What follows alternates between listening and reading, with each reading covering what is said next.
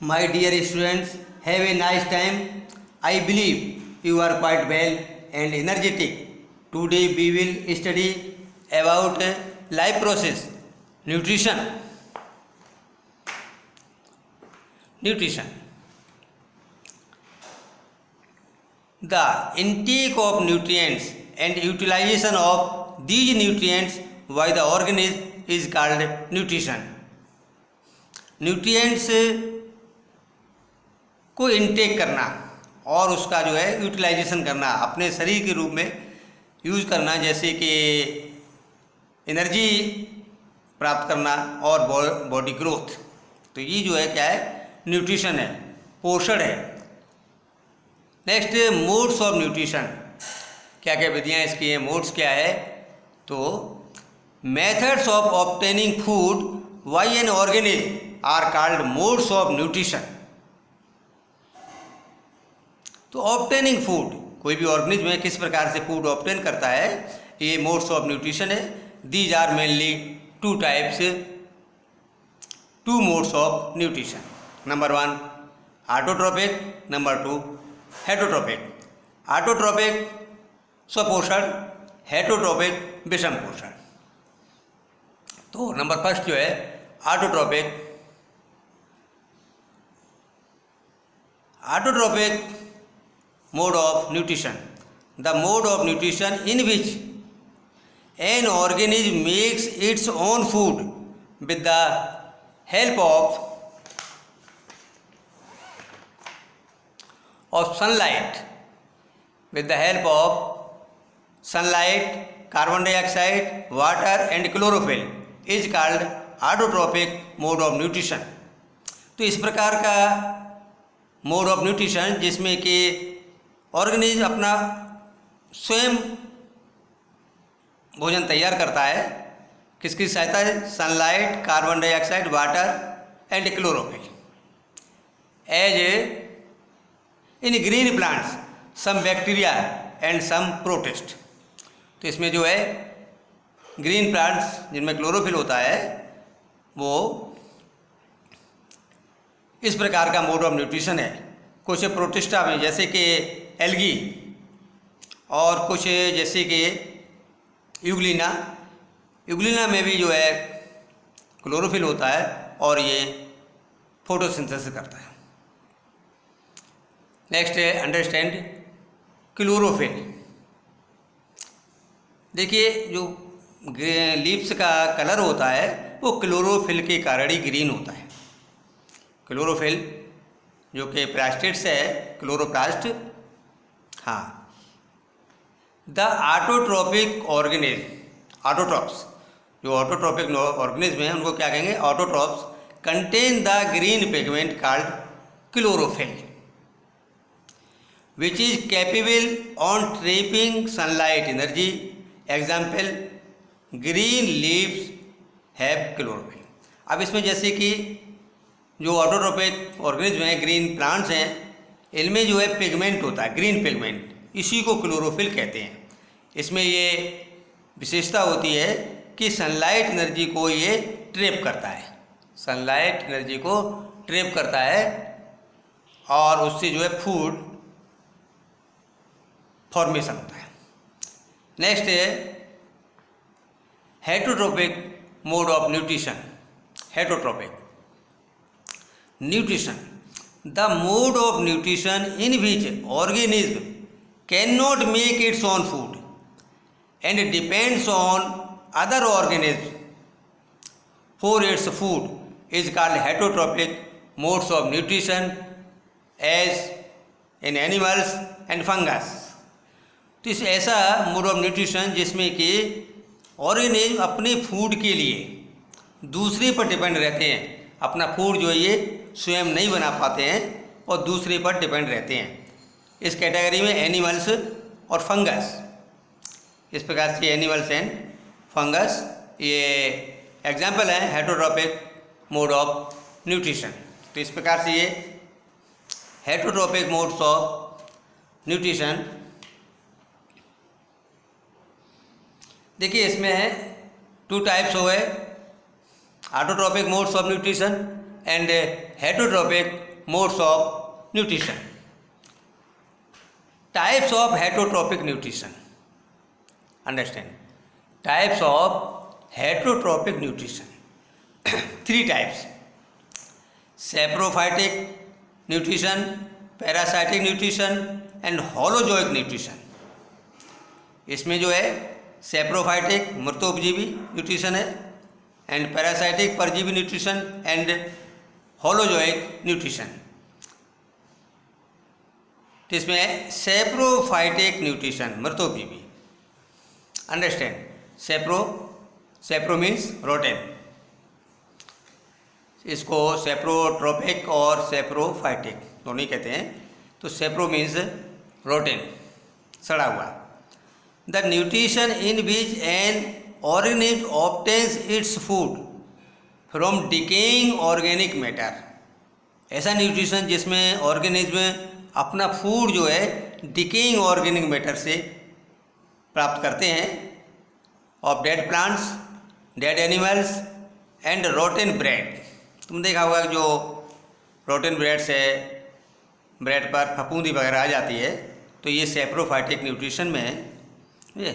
और बरसात के दिनों में जो लकड़ी वगैरह होती है, जैसे कि लकड़ी कटी हुई लकड़ी पड़ी रहती है, तो उस पर जो है ये मशरूम्स वगैरह उगाते हैं. इस कारण saprophytic nutrition. As in fungi, bread moulds, mushrooms, yeast and many bacteria.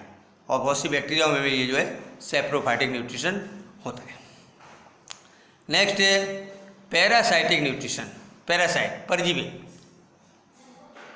The parasitic nutrition is that nutrition in which an organism drives its food from the body of another living organism host without killing it.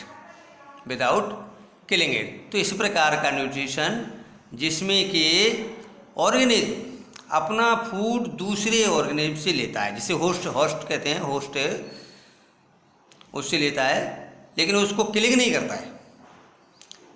Example कसकुटा, अमरबेल देखी होगी. ये पीले रंग की yellow coloured होती है. और बबूल का पेड़ है या नीम वगैरह इस पर जो है हो जाती है. Round worms, Plasmodium etcetera. Round worms, tape worms, Ascaris, ये पेट के कीड़े हैं, ये भी जो है parasitic nutrition. And Plasmodium vivax, ये मलेरिया फैलाता है. और राउंड वर्म, एस्केरिस, ये पेट में कीड़े हो जाते हैं. टेप वर्म, फीताकृमि जिसे कहते हैं. तो ये जो है जो फूड होस्ट लेता है, उस फूड को ये जैसे वो डाइजेस्ट करता है, तो डाइजेस्टेड फूड जो है एस्केरिस द्वारा ले लिया जाता है.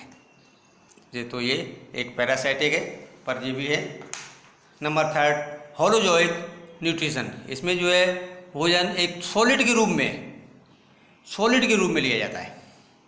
The holozoic nutrition is that nutrition in which an organism takes the complex organic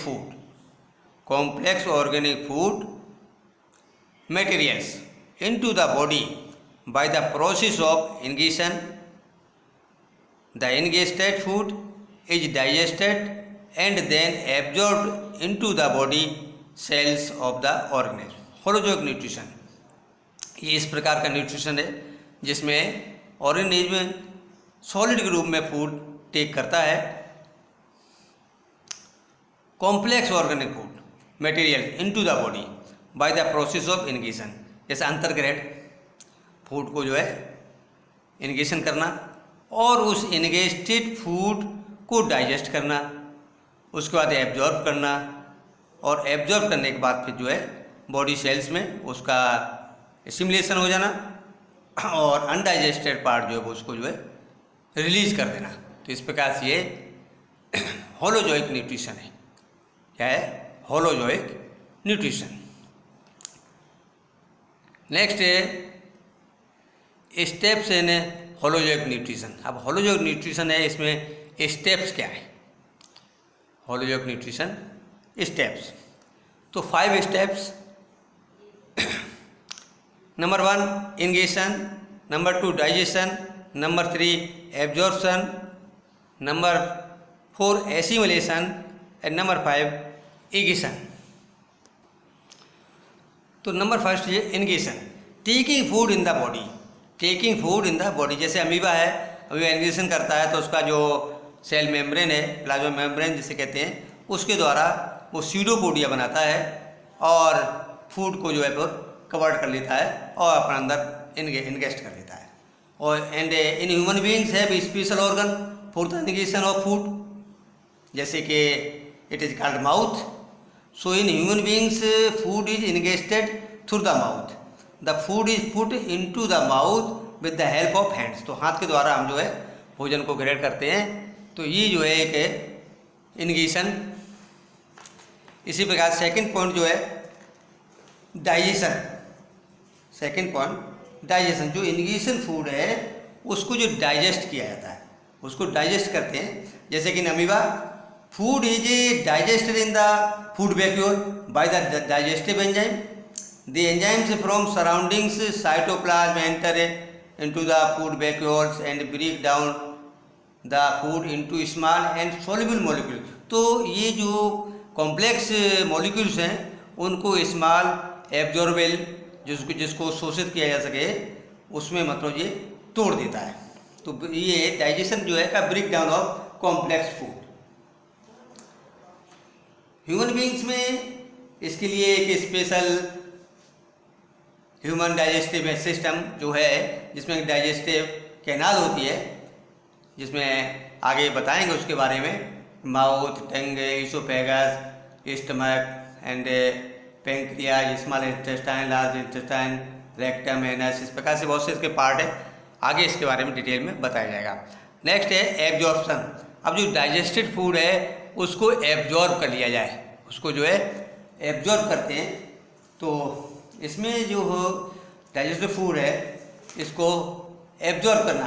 देखिए, जो बाल होती है इंटेस्टाइन की, उसमें बहुत सारे बिलाइज होते हैं, समझे, और ग्लैंड्स वगैरह भी होती हैं, उनसे सीक्रेशन निकलता है और बिलाई जो है वो एब्जॉर्ब करते हैं. तो villi are present on the inner surface of small intestine. They help in absorbing digested food into the blood of a person. तो इस प्रकार से ये एब्जॉर्प्शन हो गया. आगे इस पर डिटेल में बताया जाएगा. नेक्स्ट है assimilation. Absorbed food is taken in by body cells. तो एब्जॉर्ब्ड फूड है उसको टेकन कर लिया जाए, मतलब the blood carries digested and dissolve food to all the parts of the body where it becomes assimilated as part of the cell. और वहाँ पर ये जो है सेल्स में पहुँच जाता है फूड, और उसके बाद उसमें जो है उस फूड से क्या है एनर्जी प्राप्त होती है. तो energy is released by the oxidation of assimilation food in the cells during respiration.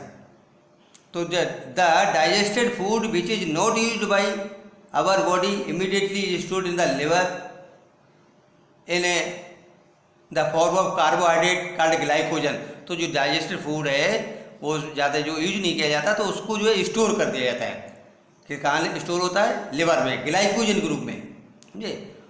और this stored glycogen can be used as a source of energy by the body as and when required. जब इसकी ज़रूरत होती है तो ये मतलब जो है स्टोर्ड फूड जो ग्लाइकोजन है उसको जो है द्वारा यूज कर लिया जाता है. नेक्स्ट है egestion, removal of undigested food from the body. तो अनडाइजेस्ट फूड है उसको बाहर निकाल देना, ये जो है क्या है इनगेशन है. इगेशन और डिफेकेशन, इस प्रकार से ये जो लार्ज इंटेस्टाइन है उसके द्वारा बाहर निकाल दिया जाता है. The last part of the large intestine called rectum store this undigested food for some time. उस टाइम तक जो है रहता है इसमें रेक्टम में. And when we go to the toilet then this undigested food is passed out or egested from our body through anus or as feces और stool। तो इस प्रकार से इसको जो है इजेक्शन करते थे। अभिवा में ये प्रोसेस जो है उसी प्रकार से प्लाज्मा मेम्ब्रेन के द्वारा ही होती है। इसमें जो वेकल्स बनती है और वो वेकल्स जो है उसके द्वारा इजेक्शन हो जाता है। So my dear students, to get recent videos of science, please subscribe once, like, share, best of luck.